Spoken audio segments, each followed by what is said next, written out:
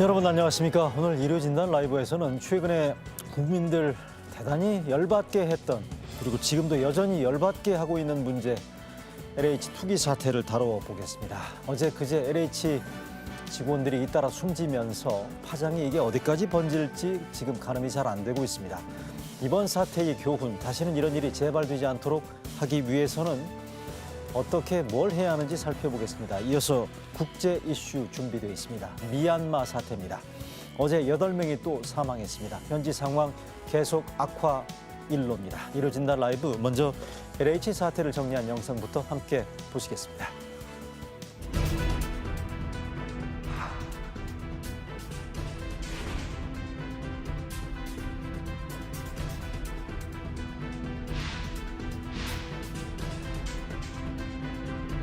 정부는 국민의 꿈과 희망을 악용하여 자신들의 주머니를 채운 공기업과 공무원들의 범죄를 절대로 용서하지 않겠습니다.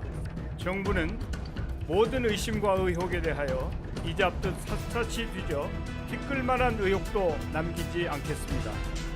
배우자 및 직계 준비숙에 대한 조사 및 차명 투기 의혹에 대해서는 합동 특별수사본부에 의한 철저한 조사가 계속 이어질 것입니다.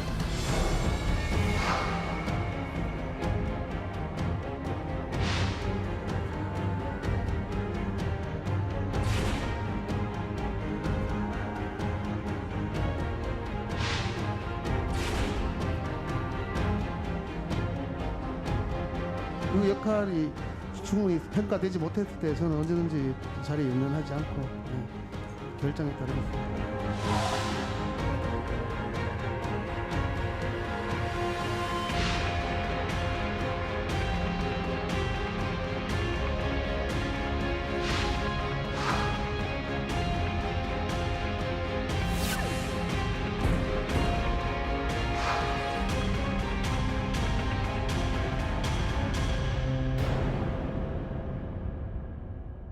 네, 일요진단 라이브 LH 투기 사태 먼저 짚어보겠습니다. 두 분 전문가 모셨습니다. 먼저 이 문제를 처음으로 공식 제기했죠. 참여연대 정책위원이자 민주사회를 위한 변호사 모임의 김남근 변호사 나오셨습니다. 안녕하세요. 네, 안녕하십니까? 반갑습니다. 네, 저희 일요진단 라이브에 부동산 관련 이슈가 생기면 늘 나오셔서 알기 쉽게 설명해 주시는 분이죠. 심교원 건국대 교수 모셨습니다. 안녕하십니까? 네, 안녕하세요. 반갑습니다. 네, 먼저 이번 사태, 먼저 김 변호사님, 이번 LH 투기 의혹을 참여연대 민변에서 최초로 제기를 했죠. 이거 이렇게 커질지 알았습니까? 뭐 시민단체에서는 이제 제보가 들어오고 네. 제보가 상당히 구체성이 있고 신빙성이 있으면 세상에 알리는 작업을 해야 되니까요. 뭐 다른 거 좌고우면하지 않고 이제 세상에 알려야 되겠다 생각을 했고 네. 또 저희가 분석을 해보니까 광명시흥지구는 이제 농지입니다. 네. 요즘 농사 짓겠다는 사람 별로 없지 않습니까? 1년에 한두 건 거래도 일어나기가 어려운데 2018년에서 2021년 1, 2월까지도 한 130건 정도의 그런 토지 거래가 있었습니다. 그러니까 예. 농지 투기가 분명 일어나고 있었던 지역이었던 거죠. 그럼 적어도 그 LH 직원이나 광명시청 이런 공직자라면 상부에 이걸 보고를 하고 이런 투기범을 차단시키려고 그랬어야 되는데 자신들도 같이 뛰어들어가지고 대규모의 투기익을 얻으려고 그랬다. 뭐 대출도 58억을 받아서 한 100억 정도를 투자를 했었고 뭐 토지 쪼개기 같은 것도 했고 그래서 이건 반드시 세상에 좀 알려야 될 문제다 이렇게 생각을 했고요. 아마 국민들도 이 부동산 자산 버블 때문에 가뜩이나 상대적인 그런 피해들을 많이 보고 있는데 예. 이런 이제 공직자들이 부동산 투기를 맡기는커녕 자신들도 뛰어들었다라는 그런 점들 때문에 많이 공분을 하고 계신 것 같습니다. 알겠습니다. 심 교수님, 이번 사태 지금 파장이 계속 커지고 있지 않습니까? 3기 신도시 일단 광명 시흥지구에서 벌어진 일이긴 한데 예전에 1기, 2기 신도시 때 뭐 그때 사람들 꽤 구속되고 그러지 않았습니까? 그때 예. 과거하고 비교했을 때 이번 사태의 충격파랄지 비중이랄지 어떻게 평가하세요? 전문가 입장에서 보시기에. 지금 1기, 2기 신도시 할 때는 상당히 좀 투기가 많았다. 특히 1기 신도시 때 많았고요. 2기는 상당히 줄어들었습니다. 그리고 마지막으로 신도시 관련 투기가 불거진 거는 거의 2000년 조금 지났을 때 그 이후에 지금 한 거의 20년 만에 발생한 일이고 20년 된. 예, 이게 어떻게 일파만파 커질지 모르겠다는 거고요. 더 중요한 거는 보면은 이제 신도시만 보는 게 아니고 이 공공주택법이라는 법 자체가 규정하고 있는 지역들이 있습니다. 네. 그게 신도시가 있고 그다음에 용인 같은 경우에는 신도시가 하나도 없습니다. 근데 가보시면은 다 신도시처럼 돼 있거든요. 네. 그런 지역들 공공택지지구도 봐야 되는 거고요. 그렇게 보면은 지금의 그 조사라든가 이런 것들은 아주 제한적인 것들이다 이렇게 해석할 수 있죠. 조사 여부에 따라서는 파장이 훨씬 더 커질 수 그렇죠. 있다. 예, 1, 2기 신도시 때에 비해서도. 그렇죠. 예. 알겠습니다. 저 사흘 전에 정부가 지금 1차 조사 결과를 발표를 했죠. 잠깐 보고 설명을 좀 드려볼까 하는데요. 1차적으로 정부합동조사단이 1, 3기 신도시만을 대상으로 해서 조사를 했었죠. 참여연대 민변에서 조사 결과 발표했던 13명 플러스 7명 정도가 지금 나온 건데 광명, 시흥 15명이 적발이 됐고요. 과천 1명, 하남 교산지구 1명, 남양주 왕숙지구 1명 등을 포함해서 20명이 나왔고요. 이번 조사 대상이 보면 14,000여 명을 대상으로 한 거고 3기 신도시 6곳 등을 대상으로 한 건데 이게 지금 정부합동 조사 결과가 뭐 사흘 전에 발표가 됐습니다만 대체로 평가가 이렇게 뭐 썩 좋은 평가를 받는 건 같지는 않고 있는 그런 상황이거든요. 요거를 제가 김 변호사님께 여쭤보겠습니다. 이거는 지금 처음부터 계속 관찰을 해오셨으니까 이게 어쨌든 앞으로 잘 해야 되는 거 아니겠어요? 네, 그렇습니다. 그리고 또 투기 공직자를 아주 이번에 확실하게 뿌리를 뽑아야 되는 거고 발본색원 해야 되는 거고 찾아내면 일벌백계를 해야 될 텐데 지금 정부에 대해서는 뭐 잘하고 있네. 그리고 또 시원찮네 여러 가지 평가가 있습니다만 이 자리에 나오신 김에 지금 정부가 요거는 시정을 해야 된다라는 정책적인 접근법 하나 하고요. 그다음에 또 하나가 반드시 요거는 정부가 이 시점에서 해야 된다라는 게 있으면 하나씩만 얘기해 주시겠습니까? 첫 번째 문제가 이제 신교수님한테 뭐 1차 이제 조사라는 것들은 공직자 명단하고 부동산원에 있는 전산에서 최근 3, 4년 사이에 신도시하고 신도시 주변 지역에 있던 토지 거래를 비교해서 자기 이름으로 토지를 이제 산 사람들만 확인해낸 것이거든요. 그러니까 이 자체도 이제 상당히 한계가 있는 것이고 어떻게 보면 수사의 기초 자료를 제공하는 것에 불과하거든요. 그럼 이걸 기초로 해서 이제 수사를 하면서 미공개 정보를 이용을 했는지 허위의 영농계획서를 내 가지고 영농지법을 위반한 것인지 이런 부분에 대한 이제 조사가 이루어져야 됩니다. 그리고 아마 고위공직자라면 자기 이름으로 했을 가능성보다는 차명으로 했을 가능성이 많은데 결국 차명 수사를 하려면 예를 들어서 광명시 응지구에 한 130여 건의 토지 거래를 다 조사를 해서 실제로는 이제 농사를 짓지 않으면서 허위의 영농계획서로 농지를 취득한 사람들에 대해서 조사를 한 다음에 이분들이 LH 직원이나 공무원들의 친인척 관계에 있었는지 만일 친인척이라면 그 자금이 어디서 나왔는지 이런 걸 조사해야 차명 거래까지를 밝혀낼 수가 있거든요. 그래서 지금 이제 시작을 하고 있는 것이고 앞으로 아마 저는 한 1년 정도 이상은 이제 계속 조사를 해야 될 사안이라고 생각이 들고요. 그래서 차분하게 그런 차명 거래까지 다 수사를 이루어져야 된다고 생각합니다. 네, 알겠습니다. 심 교수님 그러면 어떻습니까? 정부가 요거는 지금 방향을 잘못 잡은 것 같다 하나. 그다음에 반드시 요거는 지금 해야 된다는 거 있으면 하나 좀 얘기해 주시겠습니까? 지금 방향을 잘못 잡은 것은 지금 1차 조사 결과를 발표를 한다고 했는데 그 조사 방식에서 문제가 있고 결과에서도 문제가 큰 게 아니냐. 참여연대에서 밝힌 숫자에서 고작 7개 늘어난 숫자잖아요. 7명. 예, 7명 늘어난 숫자 정도인데 과연 그 정도이겠는가? 전국에 이런 사업들이 얼마나 많은데. 그래서 차라리 이런 숫자는 안 나오는 게 더 좋았었지 않을까 하는 생각이 있고 그리고 이제 대상에 있어서도 이제 과연 그 신도시만 대상이냐 아니면 신도시 외 공주법 적용 대상 다 전체로 가야 되느냐. 그리고 참여연대에서 잘 말씀하셨지만은 그게 이제 사람 위주로 접근하는 건 거의 의미가 없습니다. 저는 이번 기사를 보고 실명으로 거래했다는 거 보고 이분들은 도대체 어떤 생각이신가 할 정도로 대부분은 이제 차명 거래이고 거래를 중심으로 따라가야 되거든요. 예를 들어서 지난해까지 100건이었는데 올해 200건이 되었다. 그럼 그 100건에 대해서는 사실 의심할 여지가 충분히 있습니다. 그래 그런 것들을 중심으로 좀 조사를 해야 되는데 그게 아니고 뭐 자진 신고 방식의 조사라든가 하니까 이것들이 과연 국민의 신뢰를 얻을 수 있겠는가 이런 문제가 있는 거죠. 말씀하신 거래 중심으로 가야 된다는 거에 대해서 김 변호사님 어떻게 보십니까? 이게 지금 청와대도 행정관위와 전 직원들 그다음에 직계 존비소까지 조사를 한다는 거 아니겠어요? 그리고 지금 자치단체 지방 공기업까지 다 한다고 지금 10만 명 이상 조사를 한다고 하는데 말씀하신 것처럼 심 교수 지적처럼 거래 중심으로 조사 초점을 맞춰야 되는 거 아닐까? 여기에 대한 여기도 이제 저는 두 가지 이슈 같다고 생각하는데 하나는 이제 부패 이슈도 있고 하나는 이제 투기 이슈도 있는 거죠. 그래서 일단은 뭐 광명 시흥지구다 그러면 그 지역에 있어서의 투기 거래로 의심되는 건 다 조사를 해서 그게 민간이어도 처벌을 해야죠. 요금 같은 상황에서 농지를 농사를 짓지 않으면서도 그런 투기 목적으로 이번에 걸리면 산다 민간인도 그러면 다. 뭐 농지법 위반 이런 걸로 다 처벌을 해야 될 것이고 그 과정 속에서 이제 그런 공무원들과의 어떤 신의적 관계에 있다. 하는 부분들이 나오게 되면 그 부분에 대해서는 이제 차명 그런 거래를 한 것인지에 대한 수사도 이루어져서 예. 그렇게 철저히 이루어져야 된다고 보여지고요.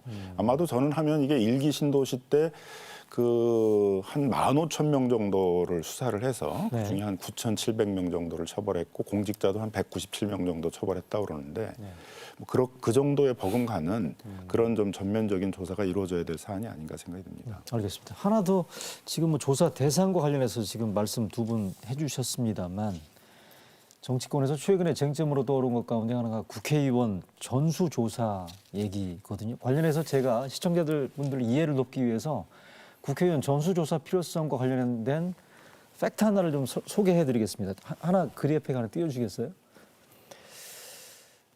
예, 지금 보면 과거에 국회의원 했던 두 분 얘기를 지금 보여드리는 건데 이게 개발정보 관련된 이슈입니다. 요 두 사람 모두 20대 국회의원들이었었는데 신창현 전 더불어민주당 의원 신도시 후보지 정보 사전 입수를 공개했다는 부분이 있었고 밑에 있는 손혜원 전 더불어민주당 의원의 경우에는 개발 정보를 사전 입수해서 모포 투기 논란이었었는데 위에 있는 신창현 전 의원의 경우에는 보면 사전에 공식 발표 이전에 신도시 개발 정보를 입수해서 공개를 했다라는 건데 이것도 당시에 출처가 지금 우리가 얘기하고 있는 LH였습니다. 그죠?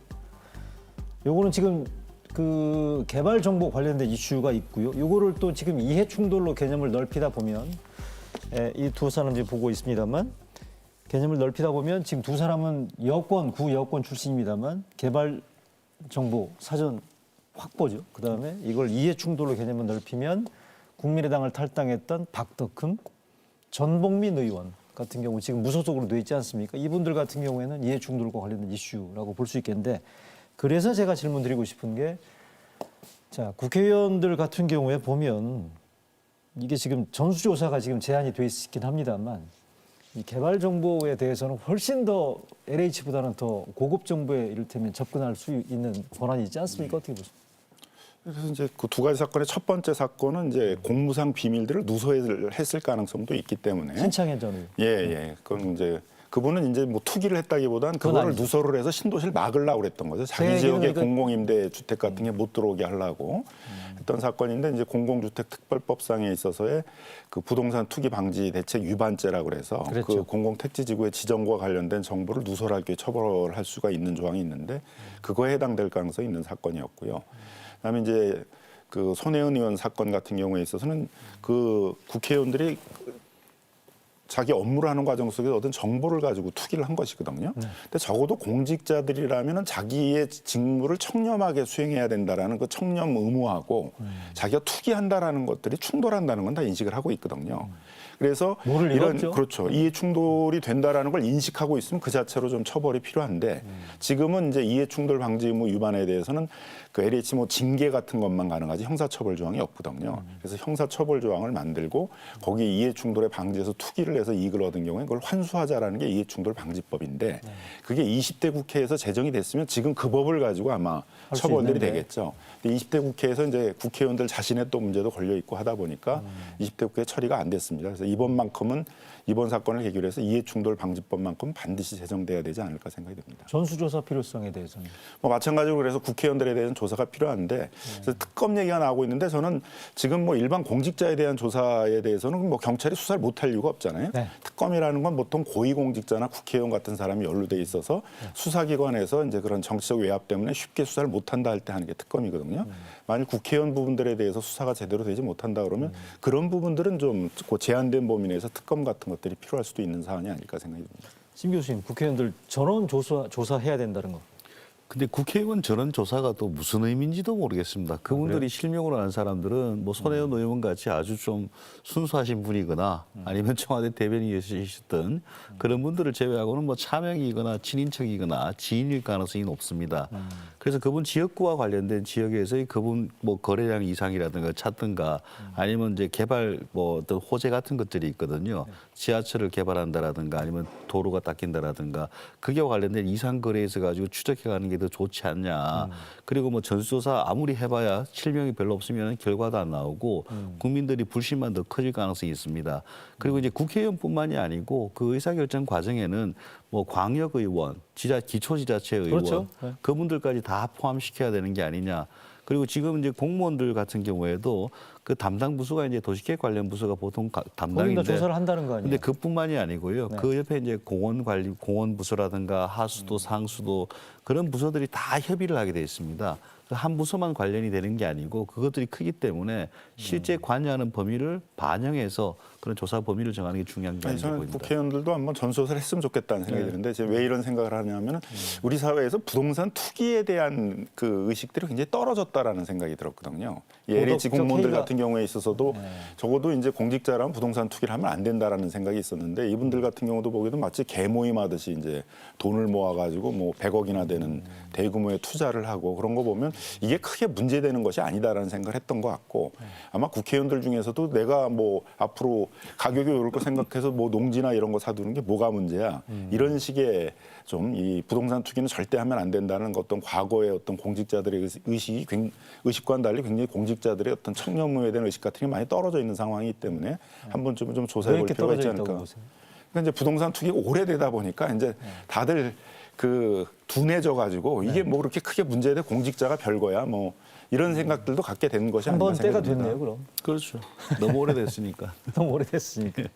알겠습니다. 이거 관련해서 또 하나 짚어봐야 될 이슈 가운데 하나가 이게 지금 발본세권 일벌백계 한다는 거 아니겠어요? 그러면 그 투기 수익들 다 토해내게 해야 되는 거고 몰수해야 된다는 건데 이게 지금 하기 위해서는 범죄 혐의 입증이 과연 가능하겠는가? 또 이게 몰수한다는 데 보면 투기 수익 환수가 제대로 가능하겠느냐 이런 거에 대한 법적인 논란이나 우려가 꽤 있거든요. 어떻게 보십니까? 뭐 지금 법제에서 이 투기 이익들을 환수할 수 있는 건 이제 부패방지법상의 업무상 비밀 이용죄가 적용이 돼야 됩니다. 그 부패방지법에 따르게 되면 업무상 비밀을 이용해서 자기 또는 제3자의 이익을 추구했는 경우는 이제 몰수나 추징을 할 수 있도록 되어 있거든요. 근데 미공개 정보를 이용했다라는 게 이제 입증이 쉽지가 않은 거죠. 미공개 정보를 이용했다는 사람인 게 예를 들면은 그 신도시를 지정하는 업무를 했던 사람이 투기를 했다 그 지역에. 그러면 좀 걸리지만. 쉽겠죠. 근데 지금처럼 이제 뭐 토지보상과에 있는 사람처럼 그 업무하고는 좀 떨어져 있던 사람이면은 그 정보를 제공받았어야 되는데 그 정보를 제공받은 경우에 처벌하는 규정이 없고 또 제공받았다라는 것들을 이제 입증하기도 쉽지 않아서 좀 어려울 거라고 보여지고요. 다만 간접적 방식으로는 지금 이제 농지법을 위반한 경우에 예. 그 농사를 실제로 짓지 않으면서 허위의 영농계획서를 내 가지고 농지를 취득하게 되게 되면 그 처벌되나요? 그거를 이제 농지법으로도 이제 형사 처벌 조항도 있고 그다음 광명시 시흥시가 그 농지 매각 명령을 내릴 수 있도록 그건 돼 있거든요. 흔히 얘기하는 그 토해내는 헌법에 거예요. 있는 이제 경자 유전의 원칙이니까 그 농사를 짓지 않는 거니까 그렇게 되게 되면 이제 앞으로 얻을 투기익은 못 얻는 거죠. 이분들이 이제 대토 뭐 아파트 입주권 얻으려고 뭐 토지도 쪼개놓고 이런 것들 하지 않습니까? 그러니까 그런 걸 못 얻게 되니까 이번 기회에 한번 뭐 경기도도 좀 특별 대책반을 꾸려가지고 사실 농지 관리가 전혀 안 됐어요. 이게 현장만 나가보면 농사 안 짓는지 금방 알거든요. 논에다가 목목 심어놓고 그런 상황이고 하니까는. 근데 전혀 관리가 안 됐으니까 이번에 이제 농사를 안 짓는 그런 경우들에 대해서는 철저히 조사를 해서 농지 매각 명령과 같은 그런 적극적인 행정 처분을 할 필요가 있습니다. 신 교수님 현장에서 보시기에 차명으로 투기하는 사람들의 경우에는 안 걸릴 거라고 생각하고 저렇게 하는 거죠. 지금 안 김 걸릴 변호사님 확률이 말씀하신 높죠. 것 관련해서. 그리고 이제 그 보통 7인척까지는 거의 다 걸릴 가능성이 높은데 뭐 지인이라고 해서 뭐 사회생활하다 만난 분이라든가 그런 분들 같은 경우에는 자금 흐름을 웬만큼 조사를 하지 않으면은 입증하기가 곤란하고 그렇죠. 그리고 이제 내부자 거래, 내부 비밀 정보를 가지고 해야 되는데 이게 내부자 거래인지 아니면은 그냥 뜯어놓은 얘기를 가지고 한 건지 뭐 그런 것들 입증이 굉장히 불리합니다. 거기다가 이제 뭐 농지법 얘기하시는데 농지법도 지금 좀 한번 다시 고민해봐야 되는 게 전국 농지의 거의 절반 정도가 외지인이 보유하고 있고요. 수도권 같은 경우에는 한 80~90%가 외지인이 보유하고 있습니다. 이런 시스템이 계속 어떻게 굴러갈 수 있을까? 그분들이 다 뭐 외지인들이 80~90%가 수도권에서 농사를 짓고 있다. 이건 누가 봐도 넌센스거든요. 참. 그럼 관련해서 하나 제가 김 변호사님께 앞에 우리 프로그램 전에 잠깐 얘기를 나눈 얘기긴 합니다만 말씀하신 것처럼 이게 지금 투기에 대해서 사람들이 너무 오래되다 보니 불감증이 있는 것 같다라고 말씀하셨는데 LH 직원들 있잖아요. 이 시청자분들이 꽤 궁금해하실 것 같은데 이게 어떻게 이 사람들이 자기 이름으로 했다는 거 아니에요? 실명으로? 이게 안 걸릴 거라고 생각한 겁니까? 아니면 말씀하신 것처럼 별로 문제될 거가 없을 거다라고 이게 자신한 건지. 제가 보기엔 별로 문제될 거 없다라고 아마 생각한 게 아닌가 이렇게 생각이 들고요. 적어도 이제 국민들이 공직자들에 대해 기대하는 것들은 공직자들이 직무를 수행할 때는 이제 그런 청렴하게 업무를 수행할 것이고 적어도 공직을 수행하면서 이런 투기행위 같은 것을 하지 않을 것이라는 기대가 있었는데 이번 사건을 보게 되면 뭐 공직자라는 게 별거냐, 뭐 우리도 뭐 해서 그런 투기 같은 거 얻을 수 있는 거 아니냐 그렇게 좀 생각을 했던 것으로 우리라고 보여지고요. 투기 왜 못하냐? 예, 그러니까 그런 이제 투기 정보들을 서로 공유를 하면서 돈을 모아가지고 이제 뭐 대출도 58억이나 받아서 대규모로 투자를 하고 뭐 이런 것들이 있었던 걸 보게 되면 그 공직자들에 있어서의 부동산 투기에 대한 윤리의식이 많이 떨어져 있는 그런 것으로 보여졌고 또 LH 내부에 이제 부패 방지 시스템 같은 게 있었어야 되거든요. 뭐 신도시를 지정한다 그러면 적어도 한 3, 4년 전에 토지 거래는 조사를 해서 LH 직원이 관여돼 있는지 이런 걸 정기적으로 조사한다면 이런 일이 안 발생했을 거 아니에요. 근데 거의 한 번도 이렇게 그 조사한 그런 것들이 없었던 것 같습니다. 그래서 이참에 좀 LH 내 뭐 부패 방지 센터 같은 것들을 만들어서 적어도 LH가 관여하는 그런 개발 사업에서 토지 거래에 대해서는 정기적으로 조사한다. 이런 것들을 남길 필요가 있다고 생각합니다. 이 얘기 관련해서 심 교수님께 질문 드려볼게요. 이번에 걸린 LH 직원들도 뭐 그렇긴 합니다만 시중에는 이런 얘기 흔히 얘기하지 않습니까? 이게 공직자들이 누가 자기 이름으로 투기하겠는가? 예. 결국 다 차명으로 했다는 거고 말씀하신 것처럼 지인 이름으로 했다는 거 아니겠어요? 예. 그런 부분들에 대해서는 지금 어쨌든 차명 거래에 대해서 정부가 지금 세세히 들여다본다라고 얘기하는데 이게 실효성이 있다고 보십니까? 어떻습니까? 아주 어려울 겁니다. 아주 어려울 거다. 예, 특히 이제 예를 들어서 거래를 하지 않는 경우도 있습니다. 예를 들어서 상대방이 토지를 갖고 있는데 10억짜리 시세인데 제가 20억 건지다를 걸어놓으면은 제가 산 것하고 똑같은 효과가 있거든요. 아, 그런가요? 다시 한번 설명해 주시겠어요? 10억짜리 토지를 20억 근저당만 걸어놓으면 근저당을 설정하면 굳이 명의를 가져오지 않아도 됩니다. 아, 그 값이 20억, 30억 되면은 자기 딸이 20억 저희가 모르는 수법인가요? 아니면 선수들은 다 많이 하고 있습니다. 그렇게 그런 식으로 해서 수사로 할 수 있는 것도 한계가 있는데 결국은 그 돈이 어디서 나왔고 뭐 묘목을 심었으면 묘목을 누가 심었냐, 누구 돈으로 했냐, 트럭 수수비를 누가 냈냐 이런 것들을 다 찾아야 되는 거기 때문에 굉장히 거래건별로 쉽지가 않습니다. 그리고 그런 것들을 입증한다 하더라도 나중에 지금 현행법상은 이게 과연 내부자 거래냐 아니냐에 따른 문제들이 있고요. 지금 이렇게 공분을 사는 것들은 사실 저도 신도시 지정 업무를 좀 많이 관여를 해봤습니다. 해봤을 때 이제 거기 계신 분들은 거의 윤리의식이 좀 높은 편이에요. 실제 관리하시는 분들은. 근데 지금 걸리신 분들 보게 되면은 그 관련 부서, 옆 부서 이렇거든요. 그래서 이게 LH 전반적으로 이제 높은 수준의 윤리의식 같은 걸 해야 되는 게 아니냐. 특히 이제 SNS에 이상한 문구들이 많이 올라왔잖아요. 뭐 이 직장 아니면 뭐 꼬우면 뭐 해라 이런 식의 이상한 얘기 나는데 그런 것들이 더 공분을 사는 거거든요. 그거 지금 그 해당 직원을 찾아야 되는데 그 서버 해당 그렇죠. 어플 있죠? 거기는 찾을 수 없는 구조로 돼 있다라는 거 아니겠어요? 특히 이제 금융권 같은 경우에는 이제 윤리교육 같은 것들이 굉장히 강화되어 있습니다. 과거 한 수십 년 동안 각종 범죄를 막기 위한 시스템이 있는데 부동산 같은 경우에는 그런 시스템도 거의 작동을 하고 있지 않습니다. 그래서 이 차제에는 그런 윤리교육 시스템 같은 것들도 정착시키고 실제 몰라서 하는 직원들도 있을 겁니다. 이게 예를 들어서 토지공사 직원, LH 공사 직원이 10,000명이나 되는데 저기 이제 뭐 외딴 부서에 있다가 아 이거 하나 어디서 들은 것 같은데 산다. 이 사람은 모르는 경우도 있거든요. 사실은 적어도 이제 그런 것들을 막기 위해서라도 특히 SNS에서 이상한 단어들이 나오는 것들을 막기 위해서라도 그런 교육은 반드시 필요할 것으로 보입니다. 알겠습니다. 자, 이어서 변창흠 국토부 장관 얘기해 보겠습니다. 사표를 냈고요. 대통령이 사의를 수용했습니다. 관련해서 주의 깊게 우리가 오늘 이 자리에서 봐야 하는 대목이 있는데 관련된 정만호 청와대 소통수석 발표부터 먼저 들어보실까요?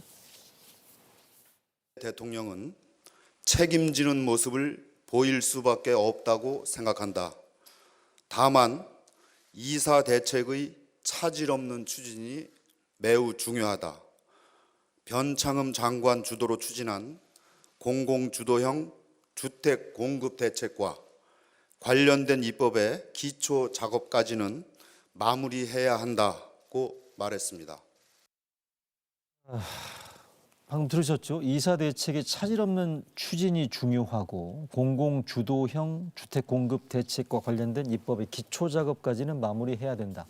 사표 수리 시기를 지금 4.7 재보선 전후로 지금 예상을 하고 있는데 김 변호사님, 그 참여정부의 부동산 정책에 대해서 지금 좀 지속적으로 관찰을 해 오신 입장에서 보면 변창흠 장관의 사표 수용 이 부분들을 지금 어떻게 우리가 봐야 될지. 아마 선거 시기이기 때문에 누군가 책임을 져야 된다는 것 때문에 아마 사표 얘기가 나온 것 같은데요. 네. 지금 굉장히 많은 사업들이 벌어지고 있거든요. 네.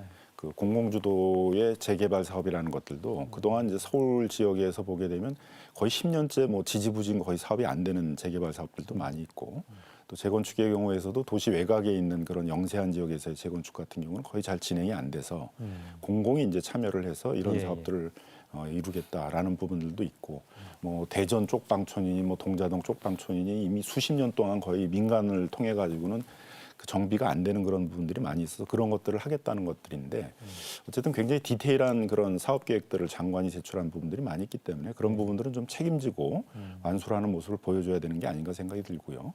신도시의 경우에 있어서도 이미 6월이면 사전 분양이 되거든요. 그리고 또 신도시에서 기존 주택값이 너무 비싸다 보니까 저렴한 주택들이 이제 공급될 것이라고 기대하고 있는 젊은 중산층들도 많이 있고 또 예. 공공임대 같은 것들이 많이 공급돼서 그 안정적인 주거를 얻겠다라는 그런 서민들도 많은 상황인데 이 사업들이 계속 추진이 돼야지 여기서 중단을 하고 만약 이걸 뭐 민간한테 개발을 맡긴다 그러면 대형 건설사들이 뛰어들어가지고 토지를 막 매입하고 그러게 되면 토지 가격이 그대로 오를 거 아니겠어요? 예. 그러면 여기다 투기한 사람들만 엄청난 이익을 보게 되고 결국 거기서 비싼 주택 같은 게 나오게 되게 되면 이런 신도시 사업들을 통해서 내 저렴한 주택을 마련하겠다는 젊은 중산층들이나 공공임대 같은 것을 기대하고 있는 서민들의 그런 꿈은 이제 다 무너지게 되는 것이죠. 그래서 정부가 지금 하고자 하는 정책에 대해서는 좀 일관성을 갖고 좀 추진할 필요가 있겠다라고 생각이 듭니다. 그런데 일관성을 갖고 추진할 수 있는 이 여건이 될 건지 변창흠 장관의 흔히 얘기하는 사표 수리 내지는 지금 시한부 사표 아니겠습니까? 이 부분들과 관련해서 이게 변창흠 장관 리더십이 제대로 작동할지도 뭐 솔직히 회의적이고요. 그리고 또 지금 보면 변창흠 장관이 주도적으로 추진했던 공공주도형 주택 공급 정책, 이사 예. 정책 부분들에 대해서 여러 가지 얘기들이 나오고 있습니다. 교수님 어떻게? 기본적으로 이사 대책에서 보시면 전체 물량은 83만 6천 호입니다. 근데 이제 정부가 주도적으로 할 수 있는 거는 26만 3천 호 네. 공공택지입니다. 나머지 57만 호는 뭔가 하면은 3분의 2의 동의가 있어야 됩니다. 소유주에. 대부분 여러 가지 사업이 있지만은 그래서 26만 3천 호 같은 경우에는 만약 지금 여론이 더 불거져서 신도시 자체에 대한 반대로 흘러가게 되면은 그조차도 어렵겠지만은 예, 예. 홍남기 부총리가 얘기했거나 대통령께서 얘기한 걸 보게 되면은 차질 없이 하겠다니까 법적으로 진행하는데 큰 문제는 없을 겁니다. 나머지는 57만 원의 문제인데 민간이 이 상황에서 과연 3분의 2나 동의를 해줄 것인가 사업지마다 네. 거기에 대해서는 굉장히 반대가 많을 겁니다. 공공 주도의 시행에 대해서 신뢰가 떨어진 상태이기 때문에 이런 요구도 나올 수 있죠. 똑같은 조건에 민간도 하게 해달라. 그렇게 해서 나왔을 때 정부가 뭐라고 반박하겠는가. 똑같이 공공성도 확보하고 이럴 경우엔 그에 대한 요구가 좀 많아지고 그리고 지금 제일 우려되는 것은 83만 6천 원을 한다라고 이렇게 크게 발표를 했는데 이 물량이 안 나오겠구나라고 시장에서 인식하는 겁니다. 그 인식이 가장 무서운 거거든요. 그러면 이제 지금 집값이 약간 안정기에 들어갔는데 재차 폭등할 수 있는 그런 양상도 될 수 있습니다. 그래서 아마 이제 뭐 고위 관료들께서는 차질 없이 하겠다라고 이렇게 나가는 것 같죠. 그리고 뭐 장관이 만약 바뀌게 된다면은 사실 뭘 할 수 있나 이 정부에서는 그런 생각도 듭니다. 장관을 재청하고 뭐 인사청문회하고 이 과정에서 사업이 다 날아가기 때문에 네. 공급에 대한 기대 같은 것들이 다 사라지고 시장 불안이 더 심각해질 수 있다. 이런 것들도 우려는 해볼 수가 있죠. 근데 한편으로 들은 생각은 시장에 충분한 공급을 하겠다라는 신호를 주는 게 그렇게 어려운 건가? 그러니까 변창흠 장관 아니면 안 됩니까? 지금 뭐 국토부에 차관도 있고 뭐 실장, 국장, 과장 다 있을 텐데 변창흠 장관이 최근에 내건 슬로건 그러니까 공공주도형 공급 대책 있지 않습니까? 그거를 장관 없으면 못 합니까? 그건 아니지 않나요? 뭐 당연하고 또 네. 정책은 이미 어느 정도는 제가 보기엔 거의 다 확정이 되어 있고 네. 계획들이 수립되어 있기 때문에 뭐 장관이 바뀐다 그래서 그 정책이 크게 흔들리거나 뭐 추진이 안 될 이유는 없다라고 생각을 하고요. 저는 오히려 공공이 이런 여러 가지 공공주도의 개발 사업을 벌이고 나가는 중간에 이런 문제가 터져가지고 신뢰가 크게 떨어지고 그러면 수습하기도 어려울 텐데 또 본격적으로 시작하기 전에 한번 이런 이제 아하. 공공의 부패 문제들을 한번 제대로 다 드러내서 한번 다 조사를 하고 이제 한번 깨끗하게 정리를 했으니까 공공에 대한 신뢰를 다시 높여서 추진하는 것도 저는 뭐 좋은 또 방법이 될 수도 있다라고 생각을 하고요. 특히 LH 같은 경우에 그런 부패 방지 시스템도 만들고 다 청렴 서약서도 받아가지고 그런 실이용 목적의 토지 거래는 하지 않는다. 그리고 토지 거래를 했는지를 조사할 때는 다 동의서 같은 거 제출하는 협력 의무 이행한다. 그 다음에 매각하라고 그 지시하면은 이제 그거 다 매각한다라는 그런 식의 어떤 청렴 서약 같은 것들을 하고 네. 추진을 한다면 LH에 대한 신뢰도 다시 높아질 수 있지 않겠습니까? 그거는 좀 눈여겨볼 것 봐야 될 대목인 것 같네요. 공공주도 주택 공급 정책을 결국 주도하는 핵심 주체는 LH가 될 수밖에 없을 텐데 차제에 이걸 전화위복의 계기로 삼게 되면 공공 위주의 공공 주도의 공급 정책에 대한 국민 신뢰를 제대로 갖게 되는 뭐 계기가 될 수 있다라는 그런 측면으로 해석될 여지가 그렇습니다. 있다는 말씀이시죠? 대대적인 요번에 수사를 해가지고 공직자 네. 부패에 대해서 철저히 조사를 한다면 네. 다시 당분간 하기는 어렵지 않겠습니까? 공직자들이 이런 부동산 투기를. 아하, 네. 그러면 이제 적어도 국민들이 뭐 지금 시기에 있어서의 공공이 주도하는 그런 공공 재개발에 있어서 공직자들이 자기 윤리의식에 위반해가지고 투기를 하고 그러지는 않을 것이다라는 믿음이 생길 테니까 근데 그런 상황에서 사업을 추진하는 것들이 더 안정적으로 추진할 수 있을 것으로 봅니다. 어떻게 보세요? 뭐 지금 공공사업 자체는 굉장히 좀 많이 위축되지 않겠는가. 추가적으로 진행되기 어렵고요. 그리고 뭐 장관이 없어도 뭐 될 것 같다 이렇게 생각하시는데 지금 나온 문제 사례들이 네. 새로 개발 기법으로 만든 것들이 거의 다 최초입니다. 최초에서는 이게 정무적으로 책임질 사람이 필요합니다. 기존 공무원이 과연 이런 새로운 기법들을 막 적용해가지고 도장을 찍을 것인가. 정무적으로 내려온 사람이 책임지지 않으면은 특히 이제 임기가 얼마 남지 않은 상황에서는 이 사업이 굉장히 난항을 겪을 가능성이 높다라고 보여지고요. 그리고 아직도 이제 이번 정부는 계속 공공 주도로 뭘 자꾸 하겠다고 하는 생각을 하는데 실제 우리나라 인허가 물량 보시면 한 50만 원 내외인데 공공이 공급하는 건 10에서 20%입니다. 많을 때 20%고 이게 10에서 20%짜리를 계속 끌어올려 봐야 얼마 되지도 않는데 8, 90% 공급하는 민간한테 같은 기회를 줘가지고 똑같은 조건에서 경쟁하게 하면은 물량이 단기간에 더 빨리 많이 되지 않겠는가 그렇게 볼 수 있는 것들이죠. 네, 이게 좀 오해를 또 주실 수 있는데 이 네, 공공주도 재개발이라는 게 공공이 다 하겠다는 게 아니라 예, 예. 민간이 할 걸 하는 거죠. 뭐 예를 들어 강남 재건축 이런 게 공공이 해가지고 되겠습니까? 다 민간이 다 할 건데 안 되는 사업들이 있다는 거죠. 무슨 뭐 쪽방촌이라든가 또 뭐 10년이 가고 있는데도 재개발이 지지부진은 안 되고 있다라든가 근데 이런 데들을 방치할 수는 없지 않습니까? 그러면 공공이 거기에 뛰어들어서 뭐 도로라든가 이런 기반시설도 정비를 하고 또 여러 가지 어떤 금융 같은 지원 같은 것들을 하면서 해나가자는 것들이니까 결국 공공이 할 것과 이제 민간이 할 것들을 같이 가자는 거고 그동안 이제 공공이 사실은 팔짱만 끼고 있었던 거거든요. 근데 원래는 재개발 사업이나 이런 것들은 공공이 하던 사업이었습니다. 네, 예. 근데 그걸 이제 재개발 조합이나 이런 데 행정 권한을 이양해서 재개발 조합이 행정기관이 돼서 하나가는 그런 사업들이거든요. 이제 그런 차원에서 이제 공공의 좀 책임성이나 이런 걸 높인다는 데서는 분명히 의미가 있고 이제 그런 차원에서 그 이사 대책으로 나타났던 그 공공이 책임지고 수행하겠다고 했던 그런 공공 재개발이라든가 도심에 있어서의 그런 서민들을 위해서 공공임대주택 같은 걸 공급하겠다든가 그런 정책들은 계속 추진이 돼야 되는 것들이죠. 관련해서 LH는 어떻게 해야 되는 겁니까? 지금 정부에서는 거의 뭐 해체 수준의 혁신을 뭐 추진하겠다라고 얘기하는데 그건 최악인 것 같고요. 해체는 최악이다? 예, 왜 그런가 하면은 사실 이거 LH를 문제를 볼 때도 이게 국가에 뭐가 도움이 되겠는 걸 봐야 될 것 같습니다. 사실 주택 기업으로서는 아마 전 세계에서 가장 큰 규모의 회사이긴 합니다. 근데 LH가 가지고 있는 조직이라든가 노하우라든가 능력이라든가 이것도 세계적으로 독보적입니다. LH가 최근에 신도시 수출하거나 이런 것들 보면 어마어마하거든요. 이런 기능을 가진 나라가 전 세계에 거의 우리밖에 없다 보시면 됩니다. 존치시켜야 된다? 예. 그래서 이제 그런 기능들은 살리되 네. 나머지 비대한 기능들은 좀 잘라내는 정도가 돼야 되지 않겠는가 그런 게 있고 그리고 현실적으로 뭐 LH, GH, SH, GH 뭐 이렇게 뭐 여러 개 있지만은 다른 기능들은 합쳐봐야 10분의 1 정도밖에 되지 않습니다. 네. 지금 3기 신도시의 어마어마한 물량을 감안했을 때는 LH를 해체해버리는가 하면은 아마 다 스톱되는 게 아니냐. 그럼 뭐 공무원이 하면 되지 않느냐. 공무원이 경험 없는 공무원이 그 많은 업무를 할 수가 없거든요. 그래서 지금 당장은 아마 손대기는 어렵겠지만은 그리고 이제 장기적으로 봐서 옛날 L하고 H 주택공사, 토지공사 합칠 때 수년 동안의 연구가 있었습니다. 어떤 부분에서 뭐 장점이 되고 국민 경제에 어떻게 도움이 되는가 이런 걸 검토하고 해야 되지. 그냥 지금 정치적 판단에서 그 친구들이 뭐 밉상이니까 없애자 이런 것들은 최악의 선택이 될 가능성이 높습니다. 어떻게 보십니까? 그러니까 일부는 이제 뭐 지방 공기업들이 사업을 수행하도록 지방에 뭐 이양하거나 그래야 될 부분도 분명히 있을 거라고 생각이 들고요. 근데 사실 이제 LH가 주로 하는 것들이 공공임대 공급 사업이라든가 또 아주 취약계층들이 주로 사는 그런 그 영세한 주거지에 대해서 그런 주거환경 개선 사업을 한다라든가 하는 그런 사업들인데 그런 건 지방에서 잘 안 하려고 그러거든요.